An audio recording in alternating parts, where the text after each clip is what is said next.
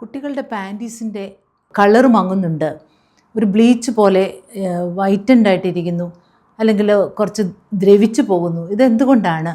എന്തെങ്കിലും പ്രോബ്ലം ഉണ്ടോ എന്നൊക്കെ ചോദിച്ച് അമ്മമാർ ഞങ്ങളെ സമീപിക്കാറുണ്ട്. നമുക്കറിയാം, വജൈന എന്ന് പറയുന്നത് വജൈനൽ ഡിസ്ചാർജിൽ കൂടുതൽ ബാക്ടീരിയയും സെൽസും ഒക്കെ ഉള്ളൊരു ഫ്ലൂയിഡാണ്. ഇത് നോർമലാണ്, അത് പ്രകൃതിയുടെ മെക്കാനിസമാണ് ഈ വജൈനയെ ഇൻഫെക്ഷനിൽ നിന്നൊക്കെ രക്ഷിക്കാനുള്ളത്.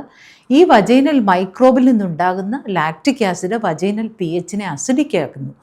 ഈ വജൈനൽ pH അസിഡിക് ആയതിനാലാണ് ഇൻഫെക്ഷനൊക്കെ അധികം ഉണ്ടാവാതിരിക്കുന്നത്.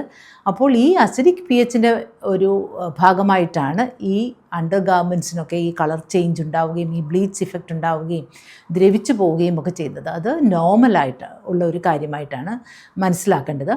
അതുപോലെ തന്നെ നമ്മൾ അറിയണം, വജൈനൽ ഡിസ്ചാർജ് പീരീഡിന് തൊട്ട് പുറകെ അല്ലെ തൊട്ട് മുൻപൊക്കെ കുറച്ച് കൂടുതലായിരിക്കും. ഓവുലേഷൻ ടൈമിലായിരിക്കും ഇത് ഏറ്റവും കൂടുതൽ.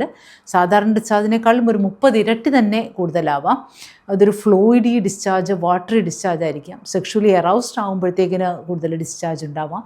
അതുപോലെ പ്രഗ്നൻസിയിൽ ഡിസ്ചാർജ് കൂടുതലുണ്ടാവാം. ഇതൊക്കെ നോർമൽ ഡിസ്ചാർജാണ്. ഇത് അസ്ഥി ഉരുകി പോവുകയോ നമുക്ക് ക്ഷീണമുണ്ടാക്കുകയോ ഒന്നുമില്ല. അതിനെക്കുറിച്ച് അങ്ങനെയുള്ള ടെൻഷൻ്റെയും ആവശ്യമില്ല.